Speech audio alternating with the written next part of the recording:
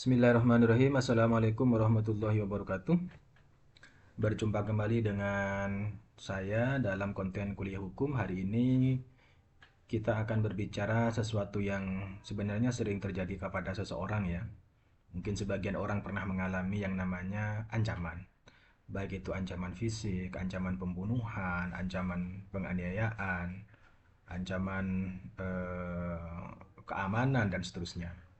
Nah, apa namanya, pelaku-pelaku pengancaman ini bisakah dijerat dengan hukum gitu kan?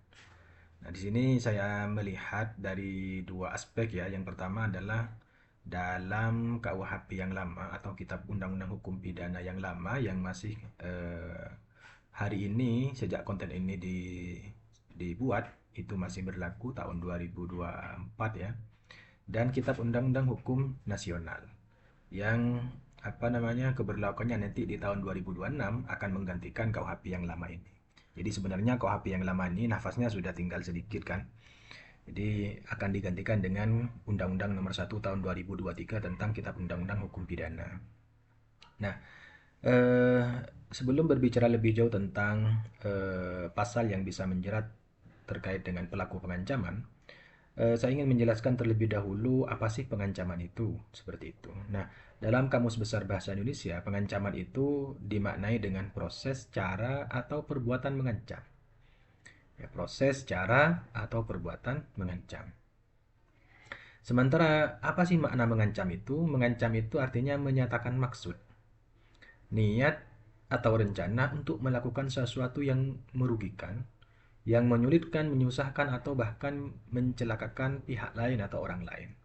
Jadi sebenarnya perbuatan mengancam itu adalah perbuatan yang eh, tindak pidana materialnya itu masih belum terwujud gitu kan, deliknya masih belum ada.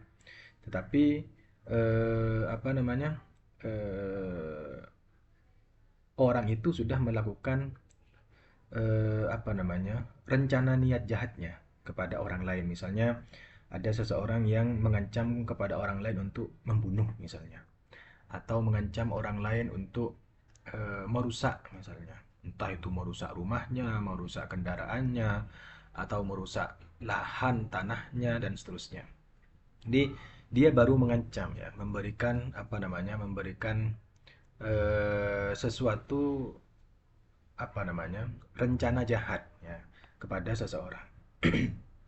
Ya, kan banyak orang-orang itu yang mengalami ancaman-ancaman, entah itu ancaman akan dibunuh, ancaman akan dianiaya misalnya, ancaman akan disakiti dan semacamnya.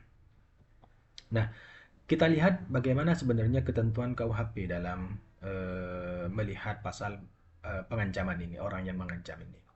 Nah, dalam KUHP yang lama, yang warisan Belanda itu, yang saya katakan tadi, nafasnya sudah tinggal beberapa bulan lagi ke depan ya. Sebenarnya pasal pengancaman ini sudah diatur dalam KUHP. Jadi kalau kita lihat dalam pasal 336 ya, Kitab Undang-Undang Hukum Pidana, di situ dinyatakan bahwa diancam dengan pidana penjara paling lama 2 tahun 8 bulan. Barang siapa, ya, jadi ancamannya adalah 2 tahun 8 bulan. Untuk apa? Untuk barang siapa, ya kan? Mengancam dengan kekerasan terhadap orang atau barang secara terang-terangan dengan tenaga bersama dengan suatu kejahatan yang menimbulkan bahaya umum bagi keamanan orang atau barang, dengan perkosaan atau perbuatan yang melanggar kehormatan kesusilaan, dengan suatu kejahatan terhadap nyawa, dengan penganiayaan berat atau dengan pembakaran. Jadi di sini sebenarnya ada beberapa apa namanya? Ada beberapa calon calon perbuatan jahat yang akan diwujudkan oleh seseorang. Jadi mengancam itu bisa dikatakan adalah eh, apa namanya calon calon kejahatan yang hendak akan diwujudkan, tetapi baru akan direncanakan, dinyatakan kepada orang yang dituju gitu kan. Jadi ketika ada orang yang mengancam seseorang dengan suatu kekerasan ya kan, jadi dia mengancam orang dengan kekerasan atau dia mengancam orang dengan kejahatan yang bisa menimbulkan bahaya bagi keamanan dia, ya kan? Hati-hati misalnya kamu kalau kalau sampai lewat di sana, habis nyawamu misalnya. Nah, itu menimbulkan bahaya umum bagi keamanan seseorang. Atau mengancam untuk melakukan perkosaan atau melakukan perbuatan-perbuatan yang melanggar kesusilaan yang lain. Ya. Atau mengancam seseorang dengan kejahatan terhadap nyawa, misalnya mengancam membunuh. Ya. Atau mengancam seseorang dengan untuk melakukan penganiayaan berat atau untuk melakukan pembakaran. Jadi semua delik-delik ini, pembakaran, penganiayaan berat misalnya, kemudian kejahatan terhadap nyawa dan seterusnya ini adalah calon kejahatan yang akan dilakukan oleh seseorang. Tetapi masih belum diwujudkan, hanya berupa niat, menyatakan niat saja kepada orang yang hendak dituju untuk dijadikan sebagai objek kejahatannya itu. Jadi orang yang seperti ini bisa dijerat dengan pidana penjara paling lama 2 tahun 8 bulan.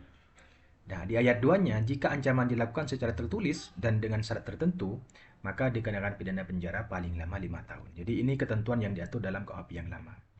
Nah, kemudian kalau kita lihat dalam KUHP nasional ya kan, atau KUHP yang baru, Undang-Undang Nomor 1 Tahun 2023, maka pelaku ini sebenarnya bisa dijerat dengan pasal 449. Bagaimana bunyinya? Yaitu dipidana dengan pidana penjara paling lama 3 tahun atau pidana denda paling banyak kategori 4. Berapa kategori 4 itu? Yaitu 200 juta rupiah. Setiap orang yang mengancam dengan kekerasan secara terang-terangan dengan tenaga bersama yang dilakukan terhadap orang atau barang. Yang kedua, dia mengancam dengan suatu tindak pidana yang dapat mengakibatkan bahaya bagi keamanan umum terhadap orang atau barang.